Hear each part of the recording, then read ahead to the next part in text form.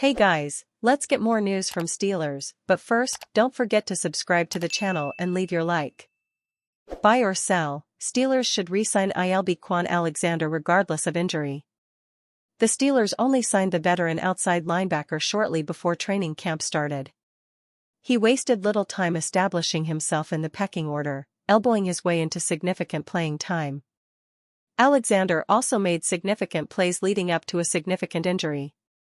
Kwon Alexander's significant history of them clouds his future, not just with the Steelers, but in the NFL.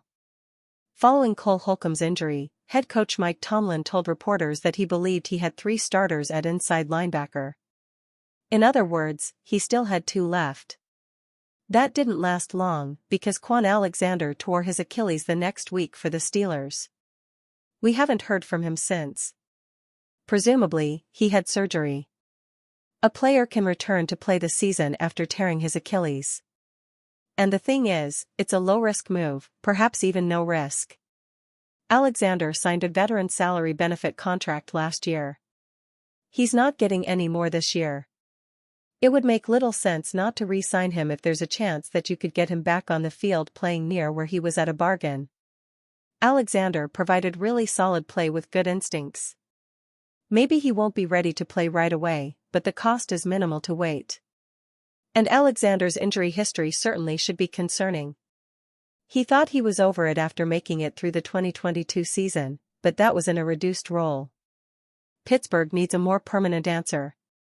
In the meantime, they have healthier stopgaps in Miles Jack, Michael Walker, and Blake Martinez. Not to mention Mark Robinson. The thing is, the Steelers are responsible for Alexander's recovery anyway. Nobody is going to sign him before they have a good idea of his health. There's no reason to sign him now. Wait until the end of his recovery period to make a decision. Only if he looks like he can play do you pull the trigger. Otherwise, you're wasting everybody's time and a spot on the 90-man roster. With the Steelers' 2023 season in the rearview mirror following a disappointing year that came up short in the playoffs once again, it's time to start asking more questions. Questions about the team's future in 2024 and beyond. The rookie class of a year ago was, on the whole, impressive, but they need to step up into staple starters in 2024. And they likely need a strong influx of talent in both free agency and the draft yet again. In addition to a revisitation of the coaching staff. These sorts of uncertainties are what I will look to address in our Buy or Sell series. In each installment, I will introduce a topic statement and weigh some of the arguments for either buying it, meaning that you agree with it or expect it to be true, or selling it, meaning you disagree with it or expect it to be false. Why did Pittsburgh hire Arthur Smith? Just remember the Titans. The Pittsburgh Steelers have decided that Arthur Smith will be their new offensive coordinator and, at least on the surface, that decision isn't overly surprising based on what President Art Rooney II and head coach Mike Tomlin both said in their end-of-season media sessions. With Smith now in the fold, the Steelers are probably hoping to have the kind of offensive production that the former Atlanta Falcons head coach had in 2019 and 2020 when he was the offensive coordinator of the Tennessee Titans. While Smith's 3 seasons in Atlanta with the Falcons were very forgettable from an offensive perspective, the reason he likely got that job in the first place was based on the results he had with the Titans as their offensive coordinator. In his 2 seasons combined as the Titans' offensive coordinator, Smith oversaw a unit that ranked in the top 5 league-wide when it comes to several advanced metrics that are rooted in expected points added and success rate percentages. If you want to check out these stats for yourself, you can do so here. Now, Smith's time in Tennessee obviously included him having Ryan Tannehill at quarterback, Derrick Henry at running back and A.J. Brown at wide receiver. Those 2 seasons were Tannehill's first 2 in Tennessee, and they included him throwing 55 touchdown passes with just 13 interceptions and 6,561 yards in 28 total regular season games. As for Henry, well, you all probably remember that he rushed for 3,567 yards and 33 touchdowns in those 2 seasons. Wow. In 2019, the Titans ranked 12th overall in the NFL in average total yards per game, 362.68.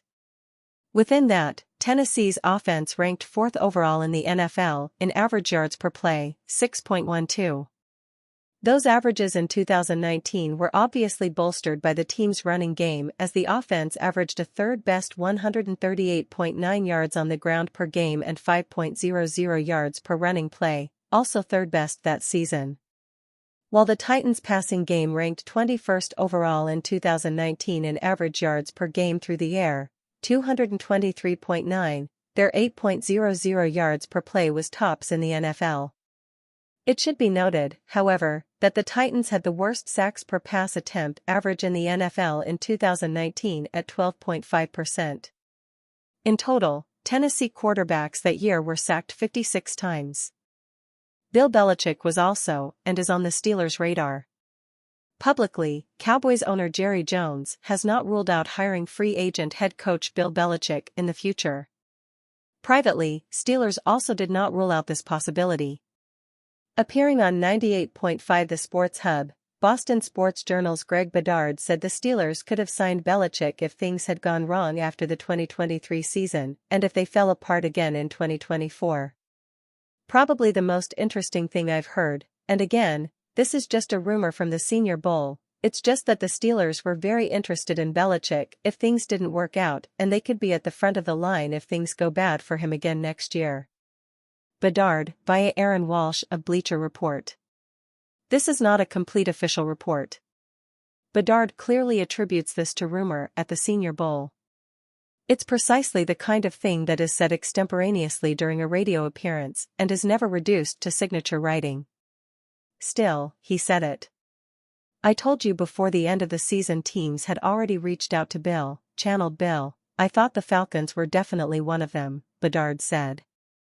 Now I'm pretty convinced that the Steelers were the other one. In other words, add the Steelers to the list of teams that could pursue Belichick for 2025, along with the Cowboys. And possibly the New York team with which Belichick won 2 Super Bowls as defensive coordinator. Unless, of course, someone else hires him in the current cycle.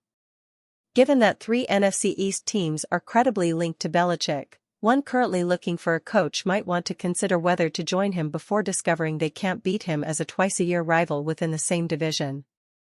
And you fan, what do you think of the Bill Belichick situation? Leave your opinion in the comments.